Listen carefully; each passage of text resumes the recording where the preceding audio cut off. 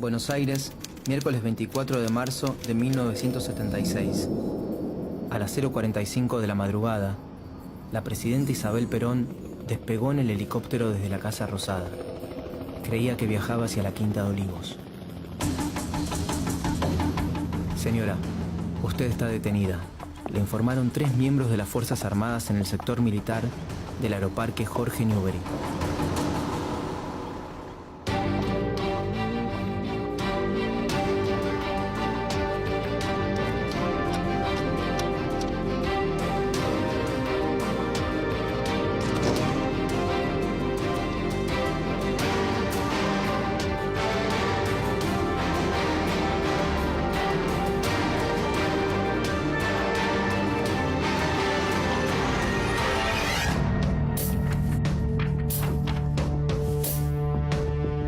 El 24 de marzo de 1976, las Fuerzas Armadas argentinas derrocaron el gobierno constitucional de María Estela Martínez de Perón.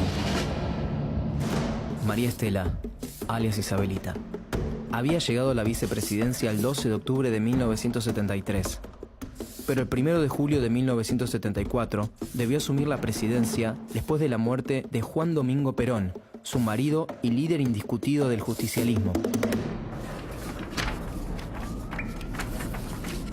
La Argentina arrastraba un periodo de proscripciones, regímenes militares y democracias condicionadas de 20 años, que solo se quebró con las elecciones libres de marzo de 1973, en las que ganó Héctor Cámpora. Trataré con honestidad de hacer lo que el pueblo quiere.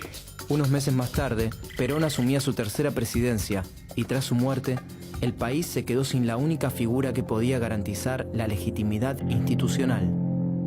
La situación política estaba fuera de control y empeoraba con cada acción del gobierno de Isabel. Pero además, Argentina estaba rodeada de dictaduras. Y los militares comenzaban a filtrarse cada vez con mayor fuerza en las decisiones de Estado. El 5 de febrero de 1975, el gobierno de Isabel firmó el famoso decreto de aniquilamiento de la subversión, dando inicio al operativo Independencia. De este modo, en la selva tucumana, las Fuerzas Armadas ensayaron sobre los militantes del ERP, Ejército Revolucionario del Pueblo, los métodos violentos de secuestro, torturas y asesinato que luego utilizarían de manera sistemática en todo el país durante la dictadura. Desde fines de 1975, la tensión crecía día tras día, tanto que el gobierno adelantó las elecciones como modo de resolver la crisis política y social. Sin embargo, desde las redacciones, los diarios sugerían en portadas y editoriales otra solución. Las 3 fuerzas usaron los medios de comunicación con el fin de instalar en las calles que las armas eran el único recurso para salvar al país y devolver el orden. Pero no estaban solas. Recibían el apoyo de las corporaciones empresariales y también de gran parte de la sociedad, que esperaba, como respuesta a la incertidumbre general, la destitución de Isabel Perón. El 24 de marzo a la madrugada, las Fuerzas Armadas tomaron la Casa Rosada. A las 3:21 se escuchó el comunicado número 1 de la Junta Militar. Comunicado número 1 de la Junta de Comandantes Generales. Se comunica a la población que a partir de la fecha el país se encuentra bajo el control operacional de la Junta de Comandantes Generales de las Fuerzas Armadas. Se recomienda a todos los habitantes el estricto acatamiento. La Junta Militar designó como presidente de facto a Jorge Rafael Videla. Videla había sido el comandante en jefe del ejército del gobierno constitucional de Isabel Perón. Las Fuerzas Armadas denominaron a su gobierno Proceso de Reorganización Nacional, pero el objetivo era instaurar a través del terror un nuevo orden económico y social, en línea con las restantes dictaduras latinoamericanas asociadas en el marco del Plan Cóndor. Así bautizaron al Plan Represivo Internacional, que coordinaba operaciones de persecución, secuestro y tortura a militantes de los distintos países del Cono Sur. Los servicios de seguridad de Argentina, Chile, Bolivia, Paraguay, Uruguay y Brasil eligieron la imagen del ave característica de los Andes para sellar un pacto siniestro. Pero el cóndor no era otro que el águila norteamericana, interfiriendo en los asuntos de la región. Estados Unidos conocía y digitaba las operaciones clandestinas.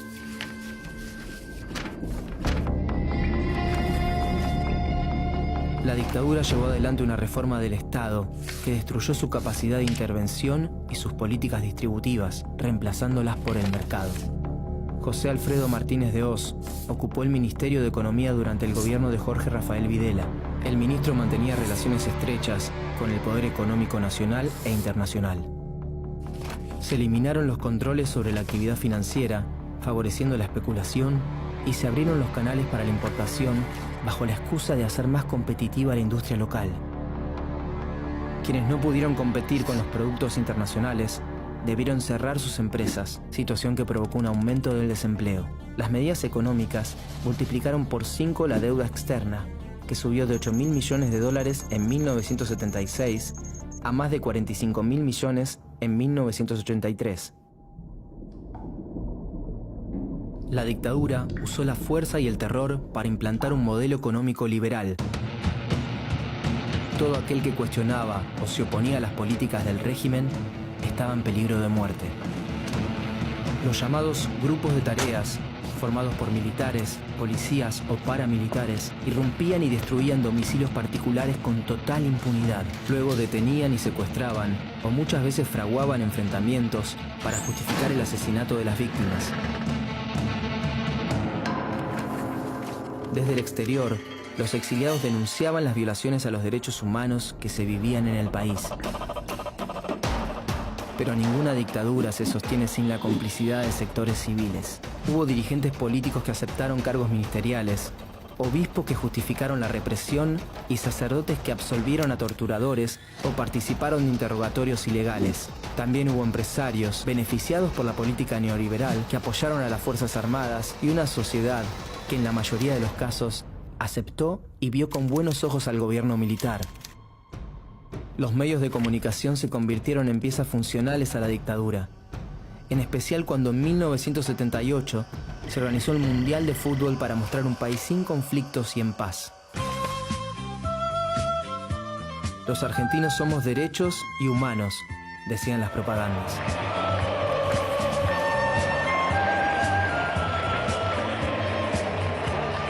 La Junta Militar quería modificar a través de un evento deportivo la imagen negativa de su gobierno en el exterior, pero si bien las cámaras reproducían la alegría callejera, no todos festejaban.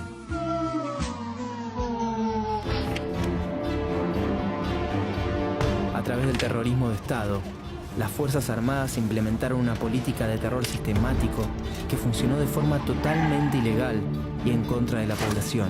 Todos estaban comprometidos, desde los altos mandos hasta los rangos más bajos.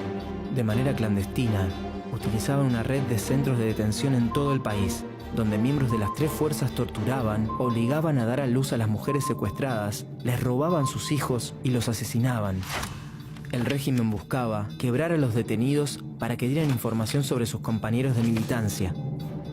En la Argentina, funcionaron más de 500 centros clandestinos de detención, tortura y exterminio. El objetivo de su existencia no solo era violentar a los secuestrados, sino también que el terror llegara al resto de la sociedad, para silenciarla, romper los lazos e impedir cualquier tipo de organización o resistencia. A fines de 1979, unos meses después de la visita de la Comisión Interamericana de Derechos Humanos a la Argentina, Videla respondió en una rueda de prensa cuál era la situación de los detenidos sin proceso. Pero mientras sea desaparecido, no puede tener ningún tratamiento especial. Es una incógnita, es un desaparecido. No tiene entidad, no está. Ni muerto ni vivo, está desaparecido. Videla decía que no podía hacer nada, al mismo tiempo que asumía la existencia de personas desaparecidas.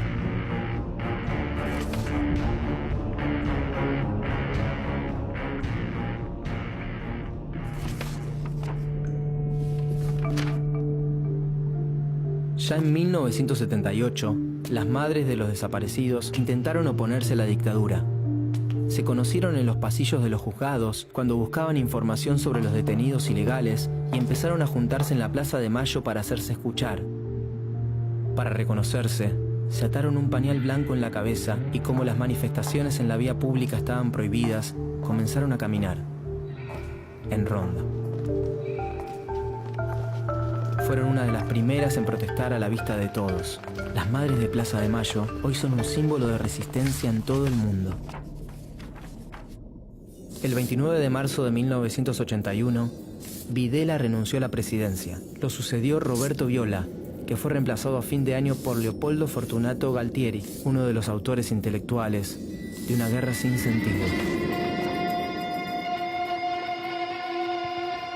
En 1981, la crisis económica provocó una inflación que llegaba a cifras incontrolables.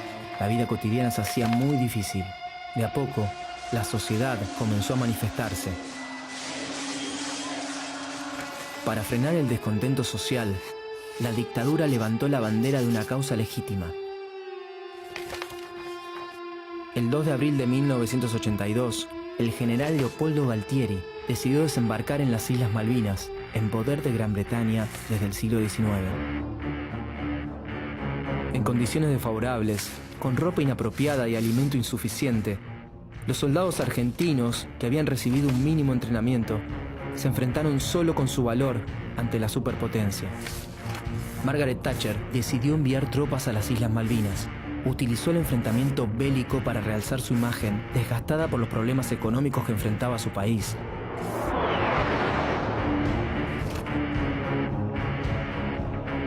La sociedad recibió una imagen ficticia del conflicto. Cada información que se publicaba pasaba antes por el control de la censura. Si bien existieron matices, la mayoría de los argentinos se expresó a favor de la recuperación de las islas, pero fundamentalmente apoyaron a los más de 10.000 soldados de 18 años que las Fuerzas Armadas enviaron a las islas.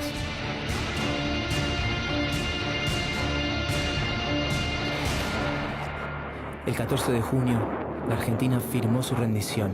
La ineficiencia e improvisación de los comandantes militares provocó la muerte de 649 argentinos y otros 1.063 soldados regresaron con heridas al continente. La derrota en las islas aceleró la caída de la dictadura y permitió que salieran a la luz las violaciones a los derechos humanos que se cometieron durante el terrorismo de Estado.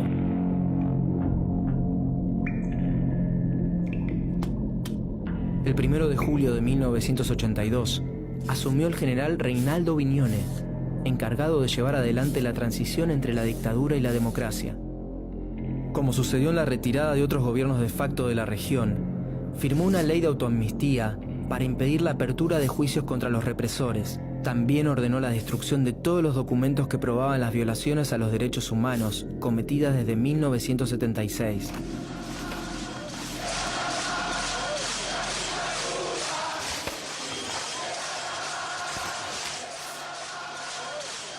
El 30 de octubre de 1983, el radical Raúl Alfonsín, junto a su vice, Víctor Martínez, se impuso sobre la fórmula justicialista compuesta por Ítalo Luder y Deolindo Vittel.